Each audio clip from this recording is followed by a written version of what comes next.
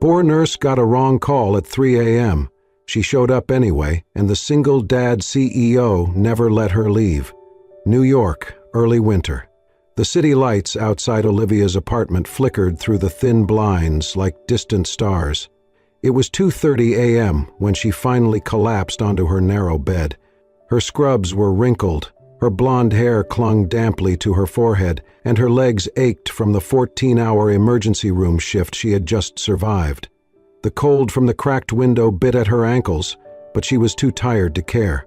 She had just pulled off her surgical mask and was drifting into a half-sleep when her phone rang. The sharp sound sliced through the silence like a siren. Olivia groaned, rubbed her eyes, and blinked at the unfamiliar number on the screen. She answered. "Mama!" "Daddy's chest hurts again," a small voice whimpered. Olivia sat up, instantly alert. "I think you have the wrong number, sweetheart. Who is this?" The girl's voice trembled. You're not Mama? Are you a doctor?" Olivia's voice softened. "I'm a nurse. What's happening, honey? Daddy can't breathe. He's on the floor. Please help." Olivia's pulse quickened. "Where are you?" "I don't know. Our house is white. It has a black fence. And there's a red light in front. Mama wrote this number for emergencies." The child's voice cracked, and Olivia's heart broke a little. "I'm coming," she said without thinking. Still in her scrubs, Olivia grabbed her emergency kit, shoved her phone in her pocket, and raced out into the cold. The rain had started, light but icy. Her breath came out in fog as she got into her old car and pulled out of the driveway. She drove aimlessly at first, scanning every house, every street lamp. The neighborhoods blurred together in the shadows. Her hands clenched the steering wheel, knuckles white. Then she saw it. An aging white house with a black wrought iron fence and a flickering red porch light. She parked on the curb, ran up the steps, and knocked hard. The door creaked open. A little girl, no older than 4, stood barefoot, her cheeks wet with tears. "You came," she whispered. "I told you I would," Olivia said gently. The girl led her inside. In the living room, a man lay collapsed on the floor, gasping, clutching his chest. Without hesitation, Olivia dropped to her knees, opened her bag, and began emergency treatment. His lips were pale, his breaths came in shallow rasps. She reached for her inhaler, applied pressure, talked to him steadily even though he could not respond. Finally, after long minutes, the man's breathing slowed. His chest rose and fell, no longer violently. His eyelids fluttered. He looked up at her, confused, voice hoarse. "Who are you?" Olivia exhaled shakily. "A little girl called me. She thought I was someone else. But she believed I could help, so I came." The man blinked slowly, and for the first time, Olivia saw his face in full light. Angular jaw, hollowed cheeks, and exhausted eyes that once must have been bright. He was no ordinary man. But at that moment, none of that mattered, because tonight a child's desperate belief had found its way into the hands of someone who would not let her down. The living room was dimly lit, shadows stretching across the walls. Olivia sat on the edge of the couch, her emergency bag still open beside her. The faint sound of an ambulance grew louder in the distance. She had done everything she could for now. Noah was breathing steadily again, though his skin still looked pale and drawn. A groan broke the silence. Noah stirred on the rug, lifting a hand to his chest, then his eyes opened slowly. He blinked at the ceiling, then turned his head and saw her. "You're not from the hospital," he said hoarsely, his voice cracking. "Who are you?" Olivia stood, brushing her knees. "I'm a nurse. I just got off shift. I got a call from a child said her father couldn't breathe." Noah's brow furrowed. "A call? From who?" Before Olivia could answer, small footsteps echoed down the stairs. A little girl with messy dark hair and tear-streaked cheeks emerged from the shadows, clutching a stuffed rabbit to her chest. "Lily," Noah whispered. He tried to sit up, but Olivia gently placed a hand on his shoulder. "Don't strain yourself." Olivia crouched down to the girl's level. "Was it you who called me, sweetie?" Lily nodded slowly. I pushed the number Mommy gave me for when Daddy was sick." Olivia's heart clenched. "And your mommy, she's not here anymore." The girl shook her head. "She's in the sky, like the stars." Noah closed his eyes briefly. as if the words struck something deep. Olivia looked from Lily to him and back again. "I think she had my number before," Olivia said softly. "Your mom. Phone companies reuse them. I guess it just ended up with me." Lily's bottom lip trembled. "But you answered. You came." "I did," Olivia said. "And you were so brave to call." There was a knock on the door. The EMTs had arrived. Olivia guided them in and gave a quick report. They stabilized Noah, took his vitals, and set up a portable oxygen mask. He declined a trip to the hospital for now, insisting he would follow up with his doctor in the morning. When the commotion settled and the paramedics left, Olivia turned to go. Her eyes felt gritty with exhaustion. Her scrubs clung cold to her skin, and dawn was only an hour away. But as she reached for her coat, a small tug stopped her. "Lily!" The child's tiny fingers gripped the hem of Olivia's shirt. "Can you stay? Just a little bit longer," she asked, eyes wide and pleading. Olivia hesitated. Noah tried to sit up again, watching them. "You've done enough," he said, voice low but sincere. "You really didn't have to come here." Olivia met his gaze. "Maybe not, but someone called for help, and I'm not the kind of person who ignores that." Noah looked at his daughter, then back at Olivia. "She hasn't talked much since her mom passed. She never calls anyone. I don't even know how she remembered the number." "I guess," Olivia said, gently lifting Lily into her lap. "Sometimes the heart remembers what the mind forgets." The room was quiet again. Olivia sat there holding Lily as the child leaned her head on her shoulder. Noah rested back on the couch, breathing slow and even, and in that small circle of silence, bound by grief, instinct, and one misplaced call, something fragile and new began to form. Like the first warmth before sunrise, the clock on the mantel struck 5. Olivia had meant to leave long ago. Her shift had ended hours earlier, and exhaustion pulled at every fiber of her being. Yet she stayed, her legs folded under her on the living room rug, a warm blanket draped over her shoulders. Lily, now curled against her side, let out a soft sigh as Olivia gently ran fingers through the girl's tangled hair. The living room had grown quieter, more peaceful, the early morning light creeping in through the curtains. They had gone through 2 picture books, well-worn ones with torn corners and faint crayon scribbles. Olivia had fetched a warm bottle of milk from the fridge, guessing where things were by instinct. She had held Lily when the little girl's breath caught with grief mid-sentence, and whispered stories of brave owls and starry skies until her sobs turned into yawns. Noah, still weak but alert now, had watched from the couch, with a blanket over his legs. His breathing was less labored, the tightness in his chest relieved thanks to Olivia's quick actions. He had not spoken much, his voice still hoarse, but his eyes never strayed far from the sight of his daughter. Finally asleep, wrapped in warmth and comfort, clinging to a stranger as if she had known her all her life. It stirred something in him, a strange mixture of guilt, gratitude, and something else he could not name. "I'm not sure how to thank you," he said finally, breaking the silence. Olivia looked up. "You do not need to. You saved my life." "I was just there," she replied softly, "at the right time." He leaned back against the cushions, exhaling slowly. "No, you were what she needed, what I needed, even if by mistake." Olivia smiled faintly, brushing a strand of hair behind her ear. "She's a strong little girl. She knew what to do. Most adults would panic."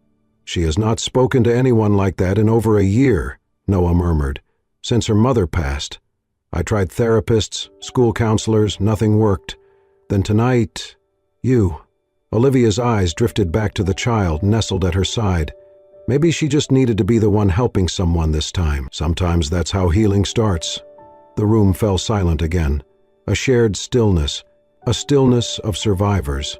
As the sun began to rise, Olivia gently lifted Lily and carried her to the small bed upstairs, tucking the covers around her, pausing to smooth down her hair.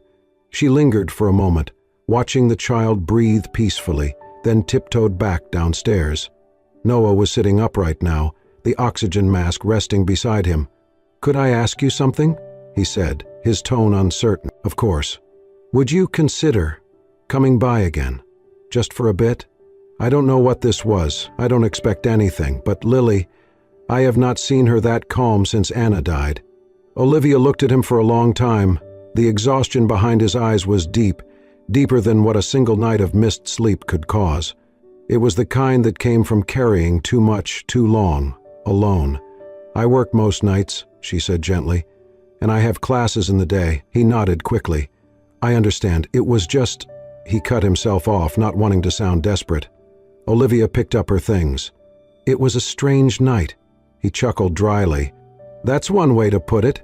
She walked to the door, pulled it open, then paused. Slowly, she turned back and reached into her bag. From a side pocket, she took out a sealed box and placed it on the side table. An emergency inhaler, she said. For the next time you forget your meds. You are not billing me for that, are you? He teased, raising a brow. No, she said with a small smirk. But I might stop by to check your pulse now and then, free of charge. Noah smiled. It was not wide, it was not perfect, but it was real, and that was something he had not felt in weeks. Olivia stepped outside, pulling her coat tighter against the early morning chill. The street was still quiet, bathed in pale orange light. As she walked to her car, she glanced back once at the small white house. The house with the red porch light, and the child who had dialed the wrong number that turned out to be exactly right. She did not know what would come next. But for now, she knew she would return, not out of obligation, not out of pity, but because something about this broken little family had settled deep inside her, and she was not ready to let go. Each day began the same way now. Olivia would arrive at the White House with the iron fence and red porch light around 9 a.m., always bringing something small, a storybook, a fresh pastry, or a new coloring set for Lily. The little girl would wait at the window, nose pressed against the glass, waving as Olivia pulled up.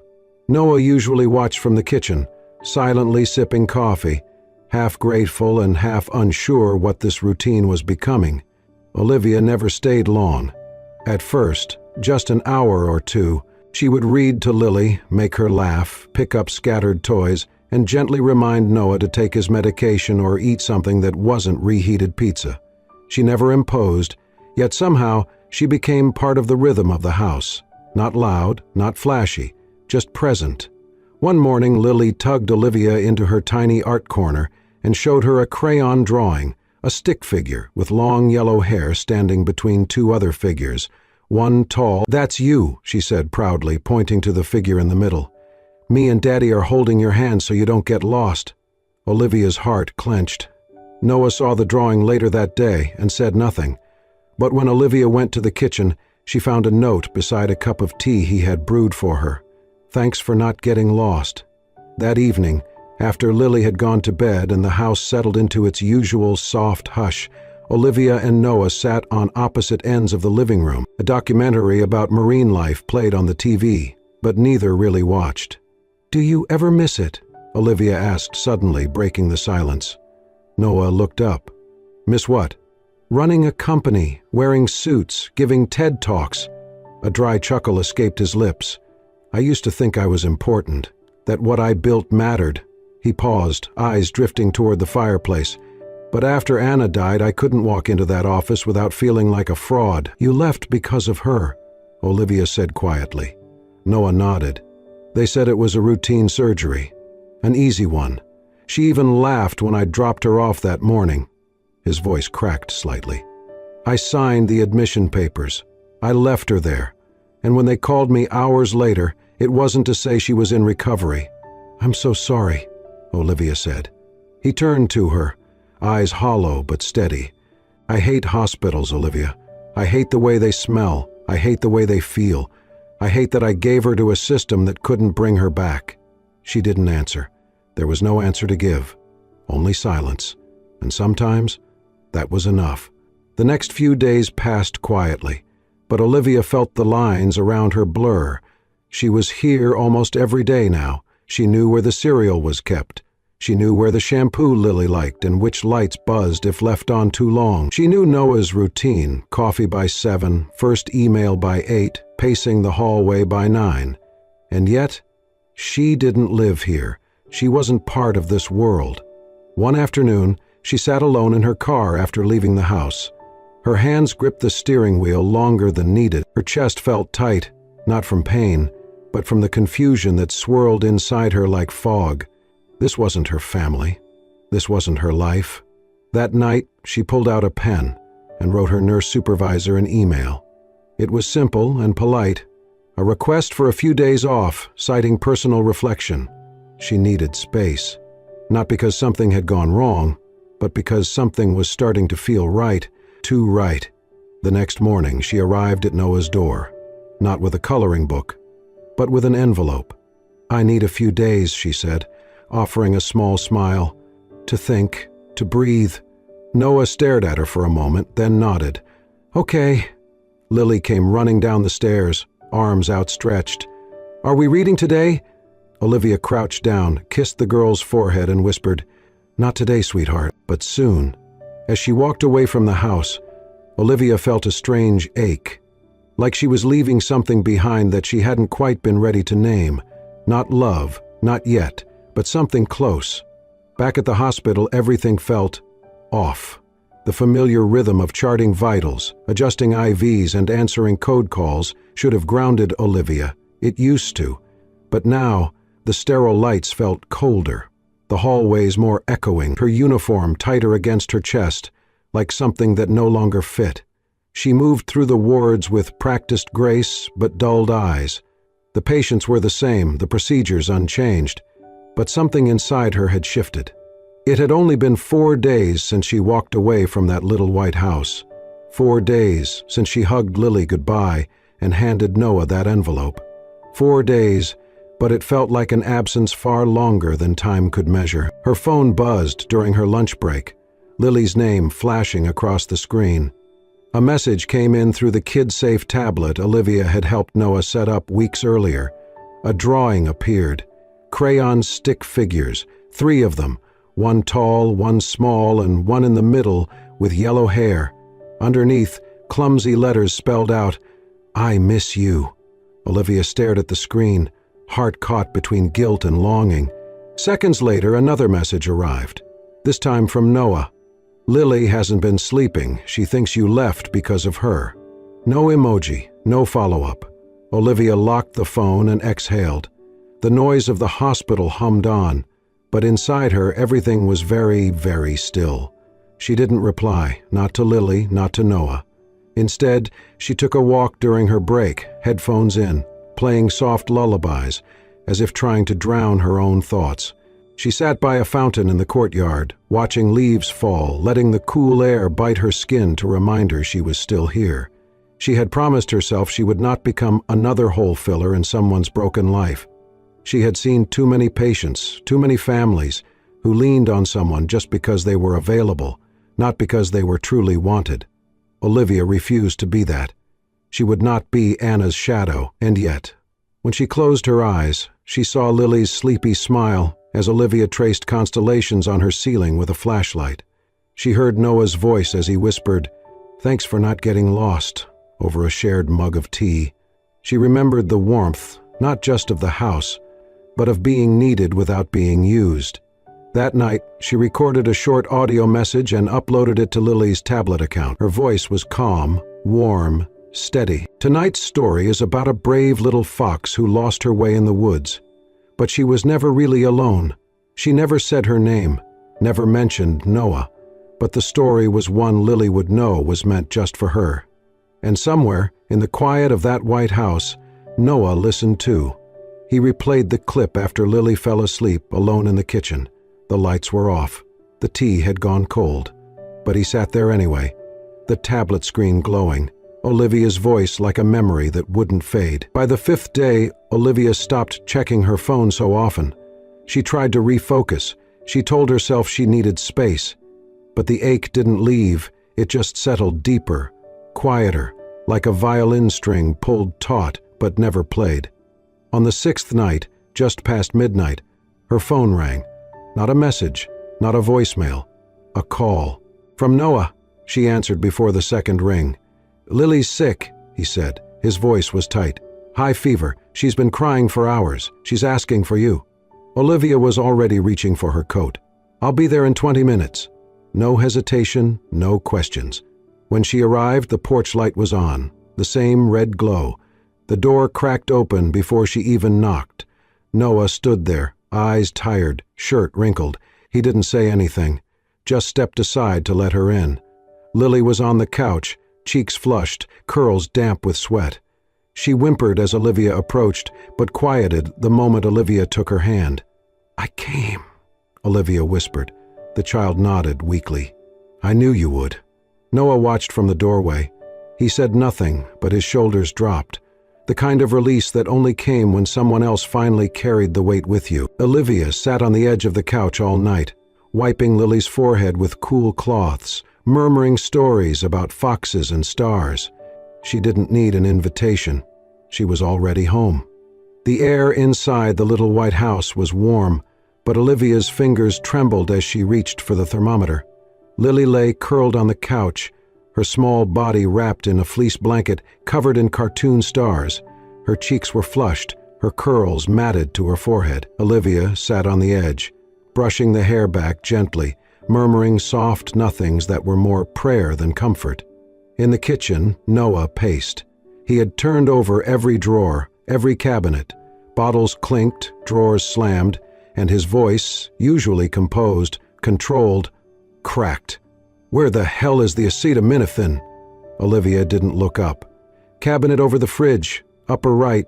Noah froze mid-step. Then, in silence, he retrieved the bottle and set it beside Olivia without a word. They worked like a team, the way they always did in those silent moments.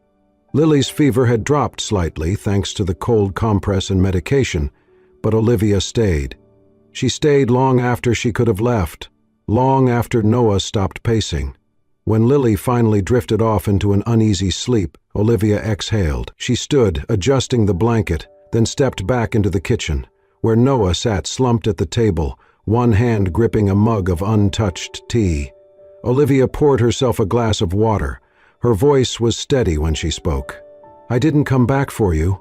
Noah looked up, startled. She continued, "I came because a child was scared, because I couldn't ignore her voice. That's it."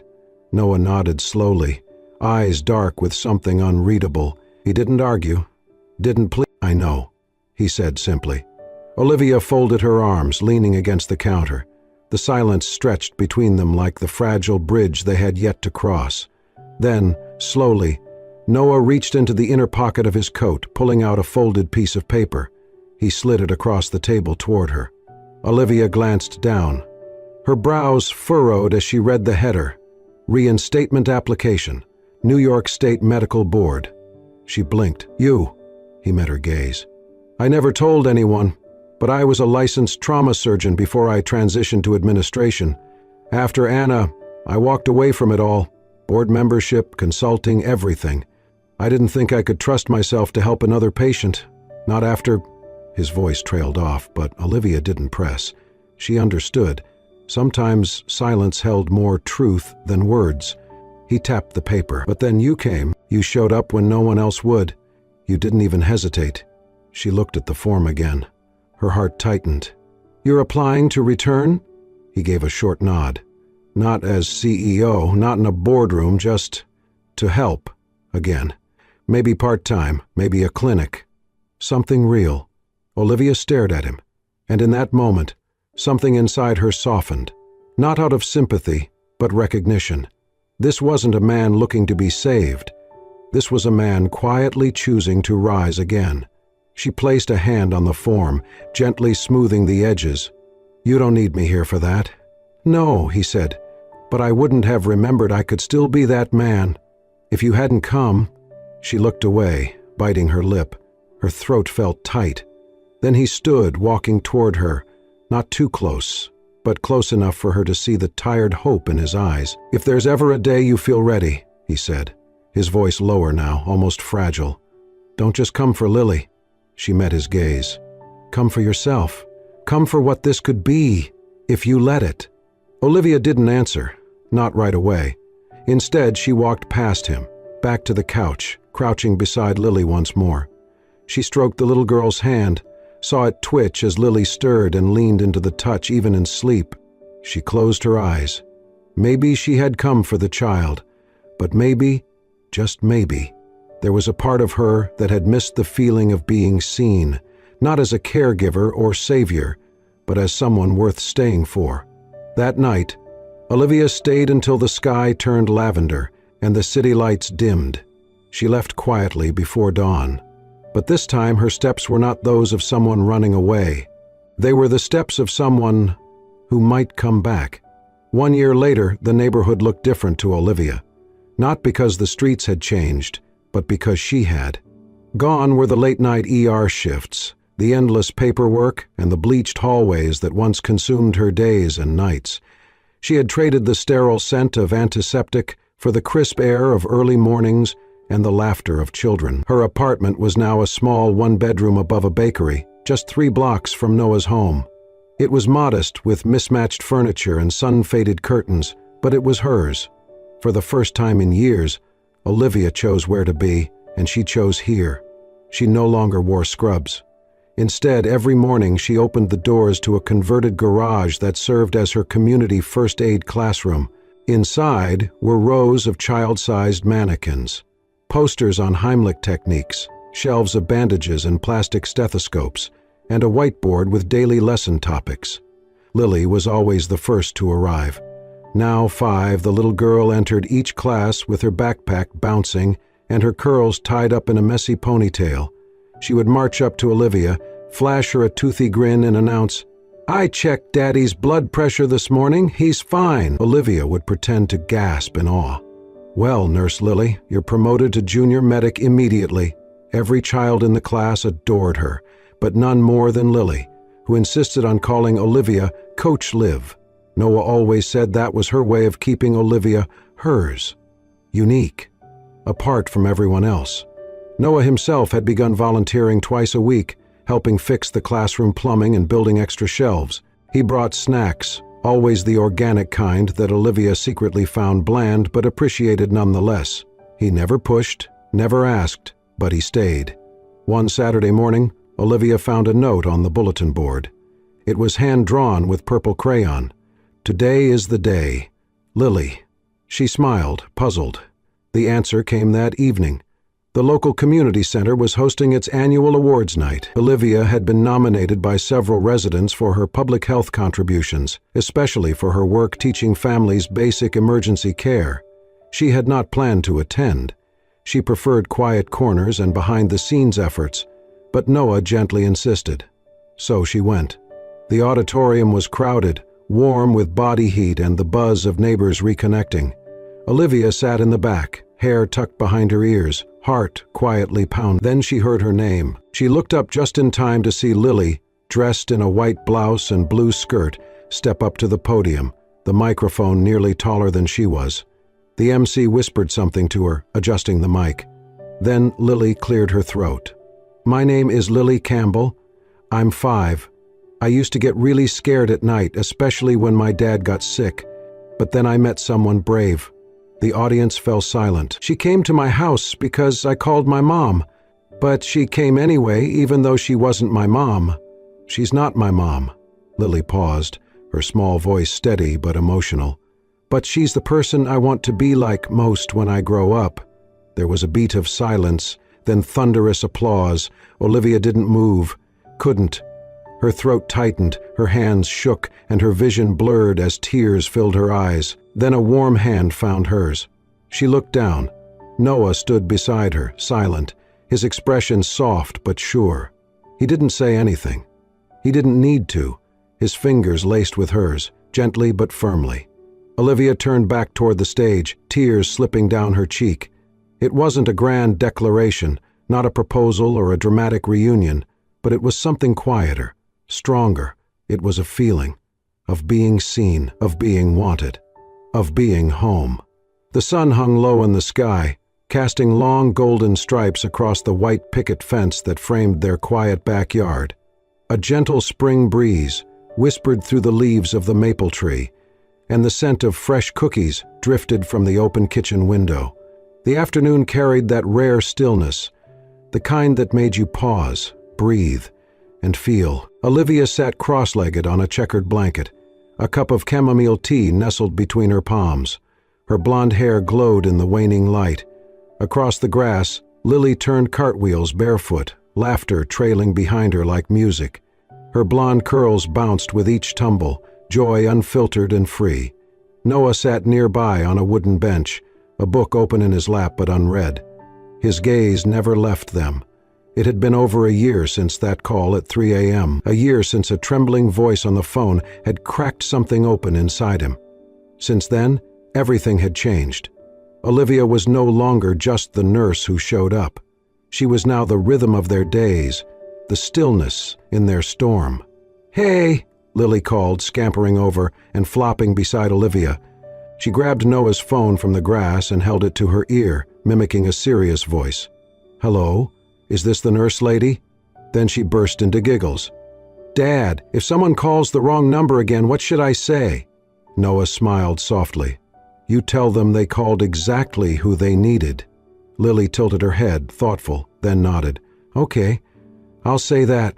Olivia chuckled, brushing a stray leaf from Lily's hair. That small gesture, so simple, made something in her heart squeeze gently.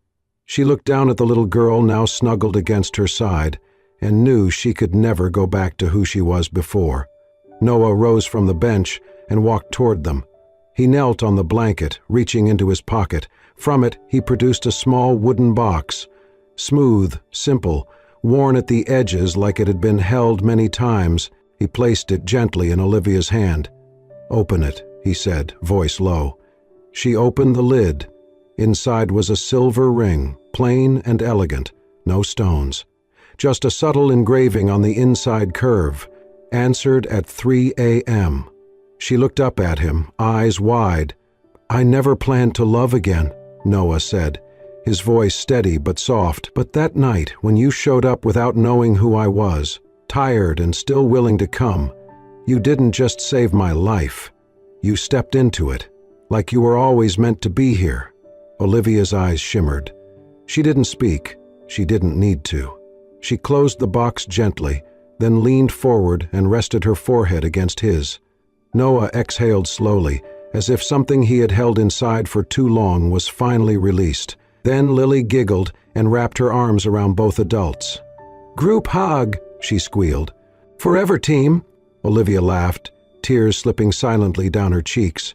Noah pulled them both closer, and for a long moment they just held each other. They didn't need a wedding or rings to prove it. They were already a family, and all it had taken was one wrong call.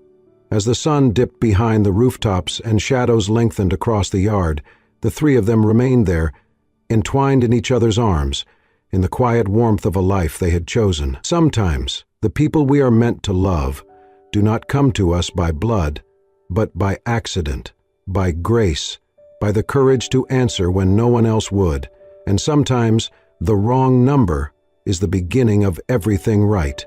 Thank you for joining us on this emotional journey, a tale born from a single wrong call, and the courage of a little girl. In a world that often feels disconnected, it is stories like this that remind us. Love doesn't always knock at the front door. Sometimes it rings at 3 a.m. and asks, "Can you help?" If this story touched your heart, if it made you believe once again in the quiet power of kindness and the unexpected beauty of found family, please like, share, and most importantly, subscribe to Soul Stirring Stories, because somewhere out there, someone needs a reminder that hope can come from anywhere, even from the sound of a phone in the middle of the night. Stay with us for more stories that heal, that inspire, and that stay with you long after the last word. This is Soul Stirring Stories, where every tale is a heartbeat.